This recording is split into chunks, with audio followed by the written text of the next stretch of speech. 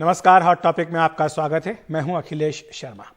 Hindenburg मामले में expert committee ने अदानी ग्रुप को क्लीन चिट दी है। एक्सपर्ट कमेटी की रिपोर्ट में कहा गया है कि पहली नजर में किसी कानून का उल्लंघन नहीं हुआ है। शेयरों की कीमत बढ़ने में कानून का उल्लंघन नहीं है।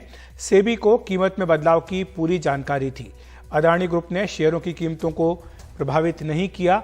अदानी की कंपनियों में गैर कानूनी निवेश के सबूत नहीं मिले हैं। संबंधित पार्टी से निवेश में नियमों का उल्लंघन नहीं हुआ। अदानी ग्रुप ने लाभ पाने वाले मालिकों के नाम उजागर किए। सेबी ने अदानी ग्रुप से मिली जानकारी को गलत नहीं बताया है। न्यूनतम पब्लिक शेयर होल्डिंग को लेकर भी कानून का पालन किया। हिंडनबर्ग रिपोर्ट के बाद अदानी ग्रुप में रिटेल निवेश का हिस्सा बढ़ा है। हिंडनबर्ग रिपोर्ट के बाद अदानी ग्रुप ने निवेशकों को राहत देने की कोशिश की। हिंडनबर्ग रिपोर्ट के बाद शॉर्ट सेलरों ने मुनाफा कमाया, इसकी जांच हो। ये तमाम निष्कर्ष आखिरी नहीं, क्योंकि सेबी की जांच जारी है।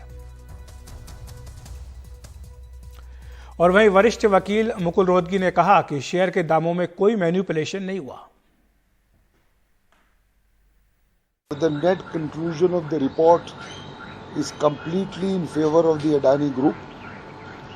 The report has found that there is no stock price manipulation by the Adani Group.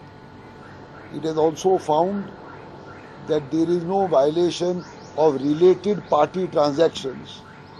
It has also found that minimum public shareholding requirements of SEBI are well maintained and there is no violation. और सबसे अहम बात जो committee ने find करी है वो ये है कि अडानी ग्रुप के शेयर की प्राइसेस स्टेबल हैं। वो 24 जनवरी के पहले की प्राइसेस तो नहीं है, लेकिन जहां पर भी हैं वो स्टेबल हैं।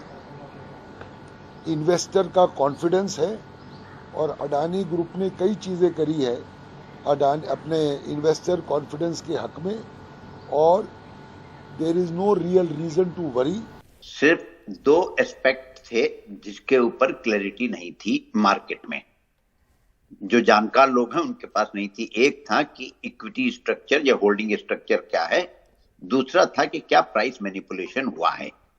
और मैंने पहले भी काफी डिबेट में बोला था कि जितना मार्केट कैप अडानी के स्टॉक का है उसमें लगता नहीं है कि प्राइस मैनिपुलेशन हुआ है, खास तौर से जबकि सेबी का सर्विलेंस सिस्टम आज दुनिया में लगभग सबसे स्ट्रांग सर्विलेंस सिस्टम है।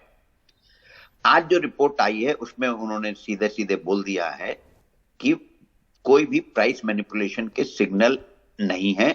सेबी ने जब भी अपना करा है और जांच करी है, कोई भी प्राइस मैनिपुलेशन के सिग्नल नहीं है। रही बात जो ओनरशिप स्ट्रक्चर की है, वो सेबी ने भी सुप्रीम कोर्ट में बोला है कि हमने काफी ज्यूरिसडिक्शन को लिखा हुआ है, 13 ज्यूरिसडिक्शन को लिखा हुआ है। कमिटी ने भी यही बोला है और वो आज भी क्लियर नहीं है। तो उस मामले में ना हम अडानी को गिल्टी बोल सकते हैं, ना क्लीन चिट दे सकते हैं। But as far as I know, जो मार्केट में ओनरशिप के बारे में जो अफवाह थी जो है वो आज भी क्लैरिफाई नहीं हुई है। लेकिन ये ओनरशिप के बारे में जो प्रॉब्लम है ये मार्केट में पब्लिक डोमेन में बहुत पहले से थी। वहीं हमारी सहयोगी कंपनी BQ प्राइम हिंदी की नीति बोरा इस मामले पर अधिक जानकारी दे रही है। पहली नजर में अदानी ग्रुप ने न तो कोई नियम तोड़ा, न ही किसी कानून का उल्लंघन किया है। हिंडनबर्ग रिपोर्ट के बाद शॉर्ट सेलर्स ने मुनाफा कमाया और इसकी जांच होनी चाहिए, ये कहना है अडानी हिंडनबर्ग मामले में supreme court appointed separate committee का। कोर्ट ने कमेटी की रिपोर्ट को सार्वजनिक कर दिया है। 2 मार्च को कोर्ट ने मार्केट वॉलेटिलिटी, रेगुलेटरी फेलियर जैसे कई मुद्दों की पड़ताल के लिए सेपरेट कमेटी का गठन किया था। रिपोर्ट में कई और अहम बातों को लेकर रुख साफ किया गया है। इसके मुताबिक शेयरों की कीमतों में हेरफेर के कोई सबूत नहीं मिले हैं। अदानी ग्रुप ने शेयरों की कीमतों को प्रभावित नहीं किया है, न ही अदानी ग्रुप की कंपनियों में गैर कानूनी निवेश के कोई सबूत मिले हैं। ग्रुप की कंपनियों के स्टॉक प्राइस पर भी कमेटी ने कहा है कि शेयरों के भाव बढ़ने में किसी कानून का उल्लंघन नहीं हुआ है और सेबी को कीमतों में बदलाव की पूरी जानकारी थी। एक और अहम बात, अदानी ग्रुप ने सभी बेनिफिशियल ओनर्स की जानकारी डिस्क्लोज की है और सेबी ने यह साफ किया है कि वो अदानी ग्रुप के बेनिफिशियल ओनर्स से जुड़े डिक्लेरेशंस को रिजेक्ट नहीं कर रहे हैं। 178 पन्नों की रिपोर्ट में यह भी कहा गया है कि रिलेटेड पार्टी ट्रांजैक्शन के नियमों को लेकर कोई उल्लंघन नहीं हुआ है। 6 सदस्यों वाली सप्रे कमेटी को मिनिमम पब्लिक शेयर होल्डिंग यानी एमपीएस की जांच करने को भी कहा गया था। कमेटी ने कहा है कि इस फ्रंट पर भी सभी कानूनों का पालन किया गया है और किसी तरह का रेगुलेटरी फेलियर यहां नहीं दिखाई दिया है। अडानी ग्रुप की कंपनियों में किस एफपीआई का निवेश है, इसे लेकर ग्रुप ने कंप्लीट ट्रांसपेरेंसी बरतते हुए सभी जानकारी शेयर की हुई है। सेबी ने अडानी ग्रुप से मिली जानकारी को गलत नहीं बताया है। हालांकि कमेटी ने एमपीएस को लेकर एक कोहेरेंट इन्फोर्समेंट पॉलिसी बनाने का सुझाव दिया है। एक और जरूरी बात, कमेटी ने माना है और रिपोर्ट में दर्ज किया है कि अडानी ग्रुप द्वारा शेयरों की कीमतों में हेरफेर की बात बिल्कुल गलत है। आर्टिफिशियल ट्रेडिंग या वॉश ट्रेड जैसा कोई पैटर्न नजर ही नहीं आया है, न ही अब्यूजिव ट्रेडिंग का कोई कोहेरेंट पैटर्न दिखाई दिया है। एफपीआई इन्वेस्टमेंट्स को लेकर सभी पार्टीज ने यह अफर्म किया है कि इनमें से किसी को अडानी ग्रुप ने फंड नहीं किया है। सेबी ने साबित नहीं किया है कि उसके शक को किसी मजबूत केस में बदला जा सकता है। गौर करने वाली बात यह भी है कि हिंडनबर्ग रिपोर्ट के बाद अडानी ग्रुप में रिटेल निवेशकों की हिस्सेदारी कई गुना बढ़ी है। रिपोर्ट में अडानी ग्रुप की सराहना करते हुए यह कहा गया है कि अडानी ग्रुप ने निवेशकों को राहत देने के लिए जो कदम उठाए, उनसे ग्रुप कंपनियों के स्टॉक्स में भरोसा बनाने में मदद मिली है। साथ ही 24 जनवरी के बाद भारतीय बाजारों में कोई अनुचित यानी अनड्यू उतार चढ़ाव देखने को नहीं मिला है। ग्रुप के शेयरों में एक वक्त काफी वॉलेटिलिटी जरूर देखने को मिली थी, लेकिन अब स्टेबिलिटी है और पूरे बाजार पर इसका असर नहीं हुआ है। कमेटी ने अपनी लंबी रिपोर्ट में यह साफ किया है कि ये तमाम निष्कर्ष आखिरी नहीं है, क्योंकि सेबी की जांच अब भी जारी है और सेबी को उन्होंने हिदायत दी है कि समयबद्ध तरीके से अपनी जांच पूरी करें।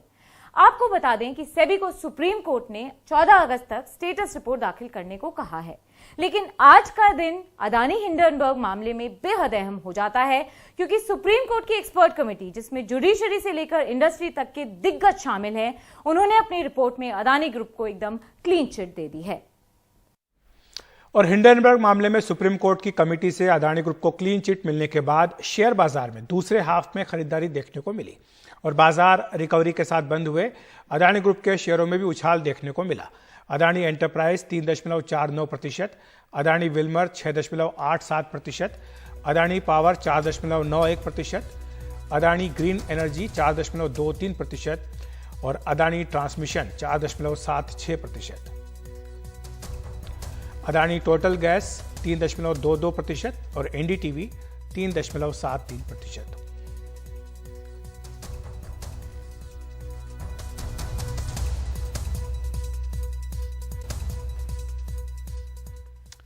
वहीं हिंडनबर्ग मामले पर सुप्रीम कोर्ट की बनाई कमेटी की रिपोर्ट में प्रथम दृष्टया अडानी ग्रुप को क्लीन चिट मिलने के बाद कांग्रेस ने काफी ठहर कर अपनी प्रतिक्रिया दी है। कांग्रेस नेता जयराम रमेश ने ट्वीट करके कहा कि अडानी समूह द्वारा सेबी कानूनों के उल्लंघन के संबंध में समिति किसी अंतिम निष्कर्ष पर पहुंचने में असमर्थ है। चूंकि उसके पास जो जानकारी है उसके आधार पर कोई स्पष्ट निष्कर्ष नहीं निकाला जा सकता है, इसलिए समिति का कहना है कि सेबी द्वारा कोई नियामक विफलता नहीं हुई है। कांग्रेस के जयराम रमेश ने आगे लिखा है कि सुप्रीम कोर्ट की बनाई कमेटी की जांच का दायरा सीमित था, इसलिए जेपीसी की जांच अब भी जरूरी है।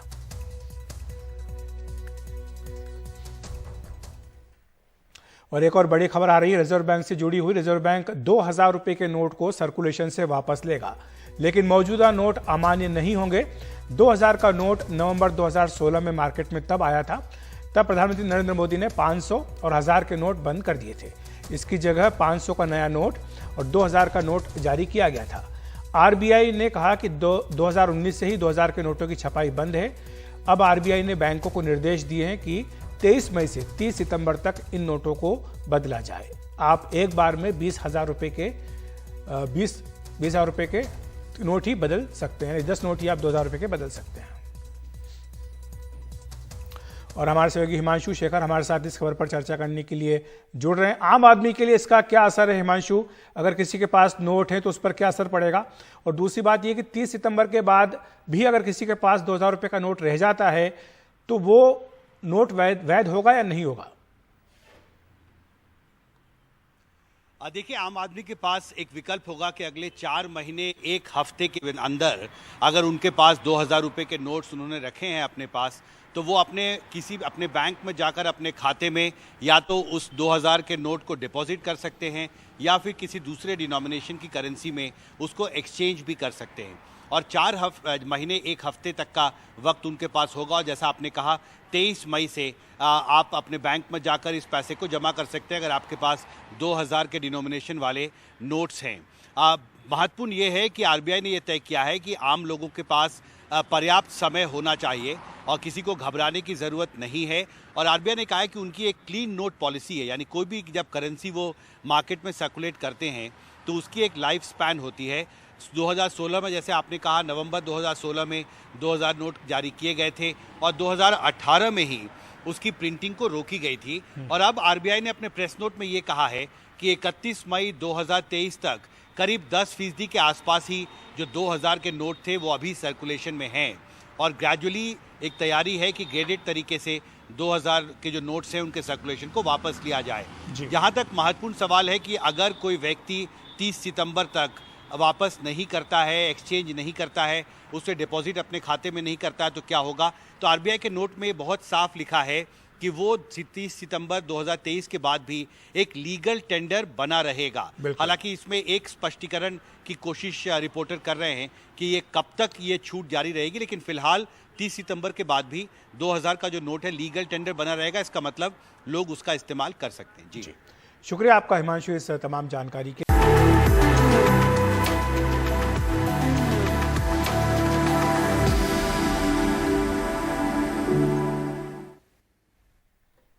प्रधानमंत्री नरेंद्र मोदी जापान के हिरोशिमा पहुंच गए हैं। वहां पीएम मोदी का जोरदार स्वागत किया गया है। वे 21 मई तक जापान में रहेंगे। हिरोशिमा में आयोजित G7 शिखर सम्मेलन में भी पीएम नरेंद्र मोदी हिस्सा लेंगे। पीएम मोदी यहां जापान के प्रधानमंत्री फुमियो किशिदा से द्विपक्षीय मुद्दों पर भी बातचीत करेंगे। पीएम मोदी की उपस्थिति इसलिए भी अहम है क्योंकि भारत उन गिने चुने देशों में शुमार होता है जो परमाणु अप्रसार संधि में शामिल नहीं है। इसके साथ ही यूक्रेन के राष्ट्रपति जेलेंस्की के साथ भी पीएम मोदी की द्विपक्षीय बातचीत होगी। क्वाड के नेताओं के साथ भी पीएम मोदी की मुलाकात होनी है। और 1974 के पोखरण परमाणु परीक्षण के बाद पहली बार कोई भारतीय प्रधानमंत्री हिरोशिमा पहुंचा है।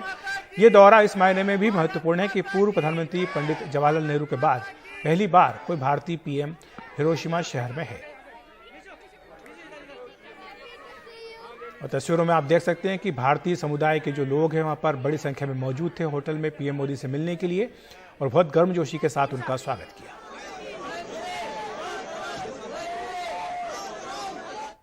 तो हॉट टॉपिक में इतना ही। नमस्कार।